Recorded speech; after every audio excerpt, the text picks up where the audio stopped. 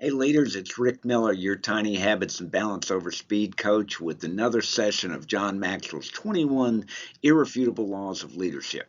Today we're going to cover the law of respect. It's one of those laws that we think we understand, but we know this, that even if you're a leader and you have influence, it is incredibly hard to maintain influence without respect. So we're going to dive into that, and we're going to find out that respect can be something that you develop, and it comes in all shapes and sizes. In fact, you can't look at a person and tell from just their exterior whether or not they've got the law of respect down. So let's dive in. When you think about the law of respect, one of the great names in our American history is that of Harriet Tubman. But here's the ironic part of it. If you'd have met her as a young woman in 1820, you probably wouldn't have associated respect as your first impression. She was barely 5 foot tall. She was not educated. She was not well dressed. She was a married slave who basically made a decision that earned her respect over the course of her life. She decided that if she couldn't be free, then she would accept death. And that's what led her to earn our respect. She created, in many ways, what we now know as the Underground Railroad. She's inspired the abolition movement. And during her life, she had all kinds of dignitaries coming to her. She is responsible for changing one of the parts of our history that we needed to change. And for her, she was known as Moses because she led so many people out of slavery and into the promised land.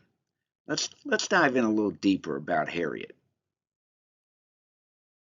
While you may know the kind of general story of Harriet Tubman, what you have to realize is that she was beaten and was threatened with being beaten again if she left her husband. But she woke up one day and made the statement that I have two choices, either liberty or death. And if I don't get liberty, I'll be happy with death because I'll meet my maker.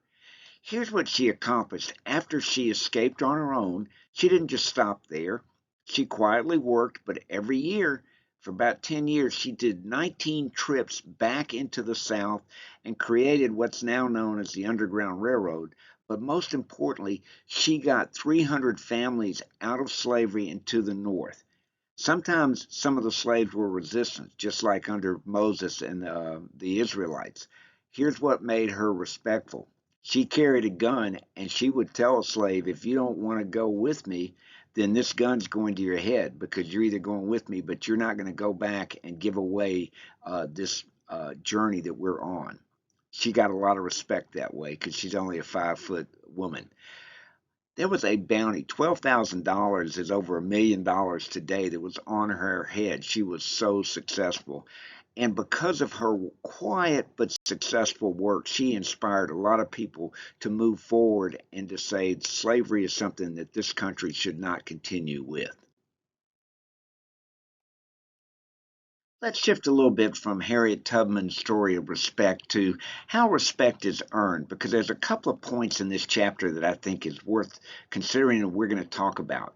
One is people follow leaders naturally that are stronger than themselves. It doesn't matter what level you are, you normally can recognize as groups get together whether or not who's the strong leader in the group.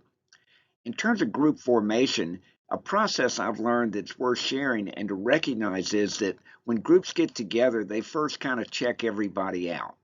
And what happens after that is there's a little bit of what we'll say competition called storming, where if you're an 8 and you're looking around and somebody's a 4 in terms of leadership, you're probably going to try to figure out how can I get the lead in this situation because I see myself as the strongest leader. And that can be a little bit disruptive. You've been in groups where there's 2 or 3 people that always want to have it their way. Well, that's just a form of storming to figure out who is going to be the leader and where you fit in. Once that's kind of sorted through, sometimes you don't even get past that, you get into conforming because you kind of have a hierarchy developed of who's going to take the lead on a project and who's going to follow that person. And lastly, once that becomes clear and the group stays together, then that team starts performing. And that's normally what you might call, great morale, esprit de corps, but that happens.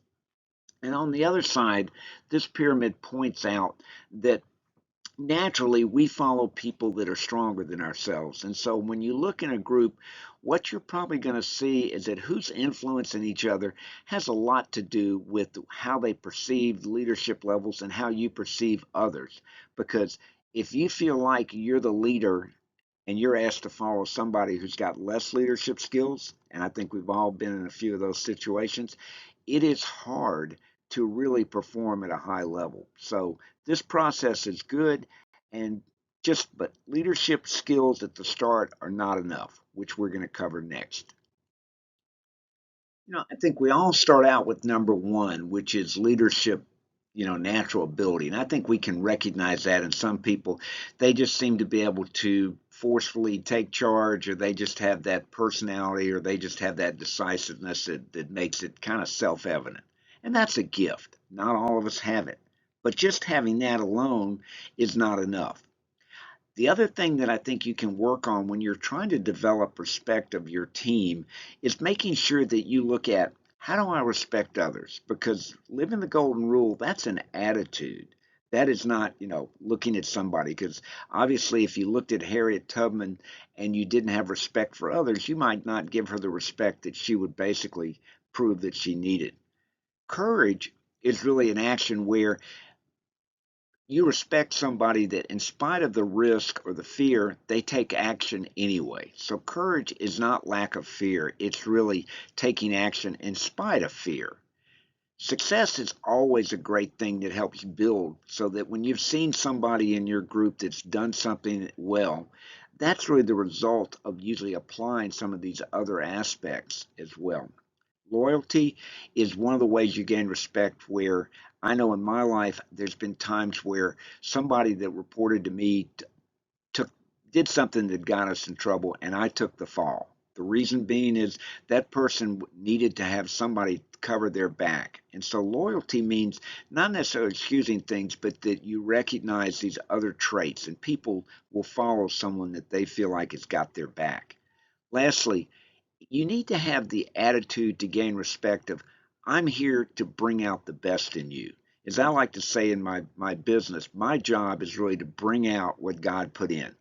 And I think there's value in everybody on the team. And so one of the ways you gain respect is that you kind of have the attitude, I'm looking to bring out what the best in you, in spite of the fact that you may not even see it.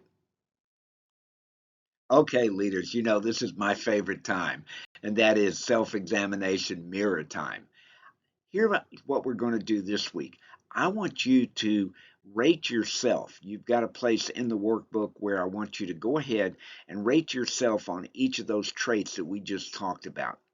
Be honest, because this is not a question of a grade. This is more like helping you reflect, because the more you can reflect on where you are, the more likely it is that you can understand where you can focus to improve uh, the law of respect in your life. Okay, leaders, now that we've kind of gone through this and we're going to talk more in class, here's your assignment. You can start on, but you may want to wait till after we discuss this and then do it afterwards. Either way, that's fine. I want you to think of 4 or 5 scenarios that would require in a group someone to be the leader. And then I want you to gather your teams, and if you don't have a team, then gather some people that you respect to just give you a kind of a group, whether it be at the company or you can do it with your friends. But I want you to go through and with each one of the scenarios, ask each person looking around because they should know each other, obviously, who would they choose to lead that? What you might find is somebody who might lead a company picnic may not be the same person who leads a new project or somebody who's doing something around the house. So pick your scenarios and let's see what they come up with, and most importantly, why did they pick that person? I think you're going to find this very insightful. And then after you've done that, answer the questions that are in your workbook on page 77. Well, that's the law of respect. Remember that respect is something that you earn, and it takes a little bit more time, but with it, you put respect and with all the other traits we've had, and you're well on your way to living a life of a leader. Let's go on. See you next week.